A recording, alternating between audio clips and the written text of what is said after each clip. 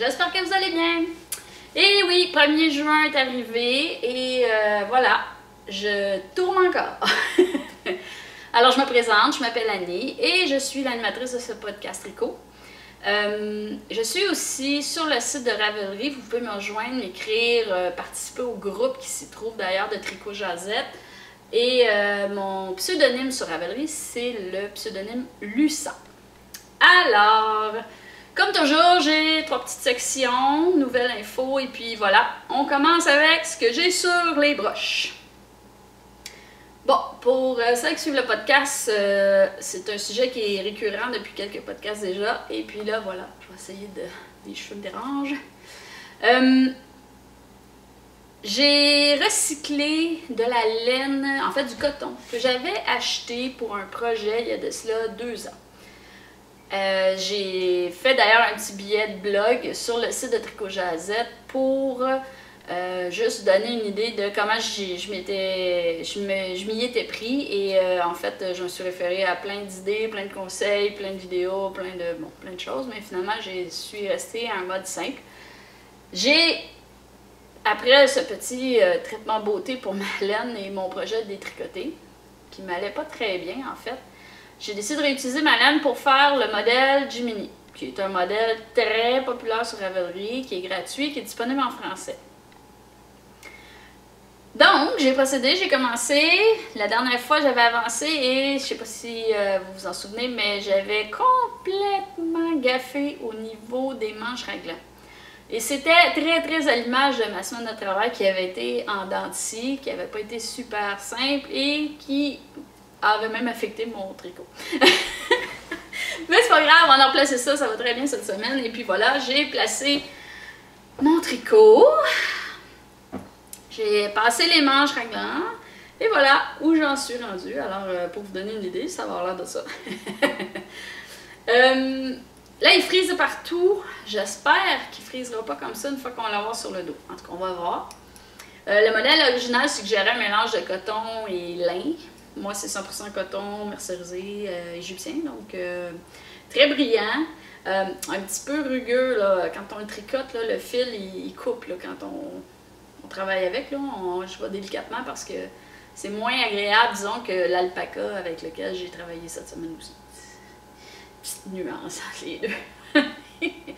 Mais bon, on ne peut pas toujours se gâter, mais le résultat va être fantastique et super agréable à porter, j'en suis certaine. Ça avance très bien, le modèle est très simple en fait, c'est tellement simple que même pour la section ajourée en haut, c'était très simple à suivre, que je pense que ça va aller vite là, parce que, je sais pas si vous le voyez, mais je tricote seulement 1 heure par jour dans l'autobus. 1 heure, ouais, à peu près 1 heure par jour dans l'autobus, et puis j'avance très vite là, parce que présentement ce sont du bon vieux jersey, là, tout à l'endroit, tout le long en tournant, là, en rond sur la broche. Là, ce que je pense faire, c'est d'enfiler une 2e broche ici, pour avoir la moitié sur une broche, la moitié sur une autre broche, pour pouvoir l'essayer, pour voir si c'est la bonne grandeur avant de me rendre jusqu'en bas. Et puis, si oui, il y a une autre hésitation que je me disais, je pourrais terminer les manches tout de suite parce que j'aurai l'impression d'avoir fini quelque chose après. Bon, c'est un peu du zèle, là, on peut finir de faire le bout du corps, mais j'ai l'impression que je vais en avoir longtemps avant d'avoir accompli quelque chose, puis là, je commence à me fatiguer. C'est pas très stimulant, là, le point jersey de façon éternelle. Alors voilà. Ça fait le tour de ce que j'ai sur les broches. Et là, il y en a qui font « Ah! Oui! J'ai terminé le défi de la saison! Yay! » Ok, j'avais pris tout un défi, je l'avoue. Même moi, j'ai commencé à avoir un petit peu des regrets au début, mais je ne lâche jamais. Ou presque jamais. Ok. Donc, mon projet défi de la saison, pour celles qui sont nouvelles dans le groupe, en fait, c'est tout simplement que j'ai mis les gens qui écoutent le podcast au défi de tricoter un coupe-vent. Ça peut être un châle, une cape ou un poncho. Et puis, en fait, on s'encourage et je donne la saison. Donc, ça se termine le 21 juin. Et puis, en fait, je vais essayer de trouver un petit cadeau. J'espérais avoir reçu des cadeaux de fournisseurs d'ici là, mais j'en ai pas reçu encore. Alors, je vais trouver quelque chose. C'est sûr que je vais vous faire tirer quelque chose. Les participants, c'est important. Pour celles qui ont commencé, qui n'ont pas fini, arrêtez pas, là. C'est pas parce que moi j'ai fini que vous devez arrêter. Non, non, non, non, non. Vous avez jusqu'au 21 juin. Lâchez pas. OK? Mais là, vous êtes curieux, hein, parce que là, je ne l'ai pas montré. C'est bon. Je vous montre. Êtes-vous prêts? Ah! C'est pas beau? C'est magnifique. Et tellement doux. OK? Je suis complètement épatée par cette réalisation. Il est vraiment superbe. OK, je vous explique. Toute une histoire, ce projet-là, OK? Le défi, je vais essayer de me placer pour vous le montrer le mieux possible, le plus large possible. Le défi était simple, c'est-à-dire que j'ai choisi le char. J'avais choisi le modèle à ce cas-là, OK? Je l'ai trouvé magnifique, c'était pas ça n'a pas été long. Je trouve celui-là, je dis tiens, je vais l'essayer puisque j'avais déjà fait un petit châle juste avant qui était en forme de triangle et puis je voulais juste changer le modèle, l'approche. Et tout le monde disait qu'il y avait une construction sympathique parce qu'il n'était pas fait comme du haut en bas ou du bas en haut, mais il était fait de gauche à droite ou de droite à gauche, là, selon votre intérêt, votre... OK? Alors voilà, ce qui donne ce châle. Maintenant, j'avais acheté de la laine d'alpaga de très belle qualité à la ferme Norly à Bromont. J'en avais pas tout à fait la quantité, la longueur nécessaire pour réaliser le modèle tel qu'il est écrit à la base. Et je voulais pas changer de modèle, mais je voulais pas non plus retourner à la ferme chercher un autre balle de laine, parce que c'était déjà beaucoup, je trouvais. Et puis voilà. Et je voulais me contenter de ça. Alors, ça a amené un défi supplémentaire à mon défi de la saison. Il fallait que je fasse des mathématiques de laine. C'est pas mon fort, OK? C'est pas mon fort, mais je suis très patiente. Alors, ce qui est arrivé, c'est que j'ai travaillé la première section. Disons la section... Ici, les 4 premières, qui se faisaient avec une seule balle de laine. OK? Mais là, on s'entend, là, ça élargit, OK? Hein? Ça élargit, là. La première, les 4 premiers motifs du châle. Avec une balle. Tiens, à partir de ça, j'ai essayé d'extrapoler la quantité que ça me prendrait, puis qu'est-ce que j'étais capable de faire. Alors, j'avais évalué que je serais capable de faire 13 fois le modèle. Ce qui fait qu'à partir de la 4e, j'ai commencé à modifier le modèle pour en tricoter 13 répétitions et en gardant l'effet demi-lune du châle. Sauf qu'au bout de la 2e balle, où je pensais me rendre au 9e motif, j'étais tout juste au début du 9e. Et là, je savais que j'en manquerais. Ah, fait qu'un soir, je me suis décidée à défaire. Alors, imaginez, j'avais 9 motifs. C'est à peu près ça ici, 9 motifs, là. OK? 9 motifs, 9 répétitions du modèle. 1, 2, 3, 4, 5, 6, 7, 8. Écoutez, vous ne voyez même pas mon 9e, là, il est en bas. OK? Et je l'ai défait pour le ramener au motif numéro 3,5. 3 à peu près. OK? Donc, j'ai défait la moitié, un petit peu plus la moitié de ce que j'avais fait pour refaire. Et là, l'idée, c'était de dire, il faut que je refasse ça, ça n'a pas de bon sens, je l'ai mal évalué. Et en plus, il a fallu que je défasse les sections où j'avais un peu modifié le modèle parce que je n'étais pas sûre qu'en le faisant de la même façon dans l'autre sens, je serais correct. OK? Alors, je l'ai défait et j'ai relié le modèle au complet. Et là, je me suis fait un beau dessin. Vous devriez voir mes pattes de mouche, c'était beau. Et en fait, ce qui est arrivé, c'est que j'ai découpé le châle en sections. Et j'ai indiqué dessus un demi-motif, 2 motifs et demi. Bon, les motifs, pour moi, là, c'est la grille. La grille qui fait l'espèce de rond, là. D'ici à ici, ça fait un motif, OK? Là, j'ai fait le calcul. Combien je pouvais en faire? J'ai évalué qu'à 13, c'était trop. Et en fait, je pouvais en enlever 1. Donc, à 12, je devrais être correct. Faut que je vous montre. À 12, je devrais être correct. Alors, je l'ai tricoté en repartant de cette mathématique-là et en fait, je n'ai rien changé. C'est-à-dire que j'ai fait la section 1, 2, 3 et je suis passée tout de suite à 5, 6 qui était la section du centre du châle. Et ensuite, j'ai sauté la 7e et j'ai fait 8, 9, 10. OK? Ce qui donne mes 12 répétitions, j'en ai 12 répétitions du fameux motif. OK? Avec ceci, qu'est-ce qu'il me reste? Il me reste ceci. Écoutez, c'est pas beaucoup, là. OK? Je peux pratiquement rien faire d'autre avec ça, peut-être un serre-tête ou un truc comme ça. Mélanger avec d'autres choses, je sais pas. Très, très peu. Je suis arrivée très proche de ce que j'avais acheté. Je suis très contente parce qu'aucun gaspillage, pratiquement aucun gaspillage. Je vous montre quand même sur les épaules ce que ça donne. J'ai mis une image sur le groupe de Ravelry d'ailleurs, là, avec en portant fièrement ma réalisation. On va le mettre. Comme vous pouvez voir en avant, là, j'arrive vraiment au niveau de la poitrine. Je pourrais l'attacher. OK? Je peux, pas obligé. Et puis, dans le dos, je sais pas si on le voit bien. Non, je suis trop proche. Il m'arrive à peu près dans le milieu. Il est très, très beau. Sa destinée, ma chaise de bureau. OK, pourquoi? Parce qu'au bureau, l'air climatique va être déjà commencé d'ailleurs. C'est pas parti très froid encore, mais ça s'en vient. Et j'ai tendance à avoir très froid. J'ai toujours un petit châle avec moi que je traîne dans mon sac qui est en fait un petit foulard très long que j'avais acheté et assez large, qui me couvre bien les épaules, mais ça ici, ça s'en va sur ma chaise de bureau.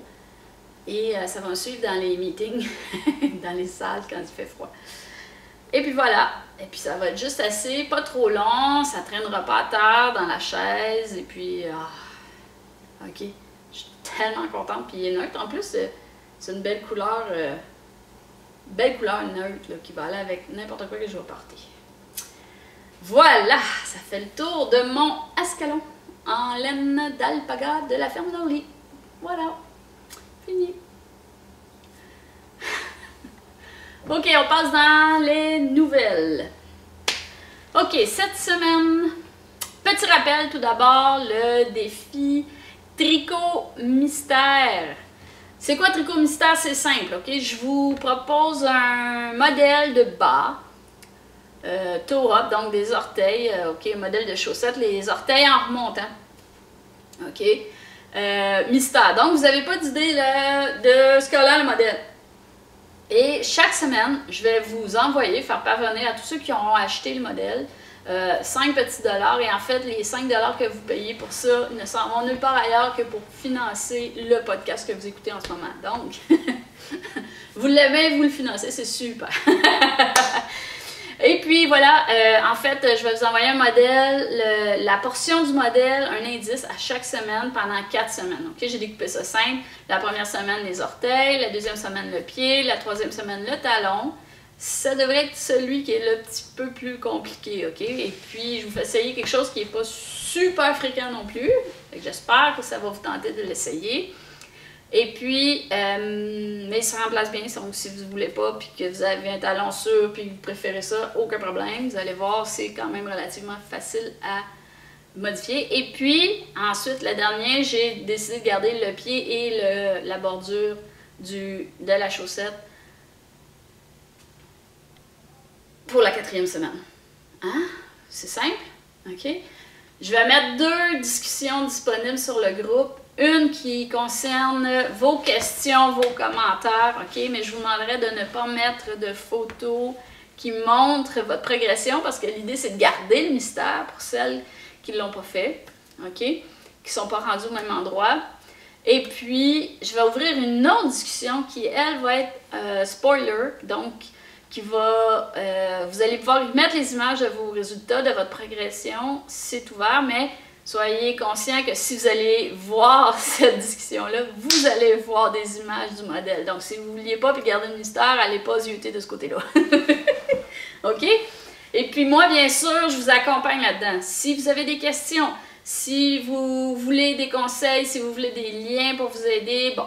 Et puis en plus, en même temps, moi je travaille à essayer de vous monter des billets de blog qui vont vous permettre de bien partir, de bien progresser, puis essayer de l'expliquer en images et en instructions techniques. On va essayer d'avoir quelque chose, ok? Faites-vous-en pas, c'est pour s'amuser, premièrement. Puis deuxièmement, vous êtes en train de monter mon stress à moi parce que là, il y en a qui ont très hâte. Puis là, j'ai peur de les décevoir, je m'excuse. Mais non, vous ne serez pas déçus, ça va être le fun. Puis on va avoir un beau modèle de bas à la fin. Bas que ma fille a très hâte de porter parce que je l'ai fait pour ma plus vieille qui a des pieds grandeur adulte. Mais je lui ai interdit parce qu'ils n'étaient pas finis parce que c'est au mois de juin, les bas mystères, pas avant. Alors voilà.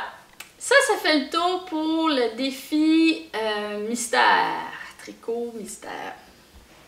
Maintenant, je voulais terminer le podcast de cette semaine par une autre petite acquisition que je ne vous ai pas montrée il y a 2 semaines parce que je manquais de temps et puis je voulais en garder, repartir les acquisitions. Et puis c'est quelque chose que vous aviez déjà vu en fait parce que j'ai décidé de réacheter.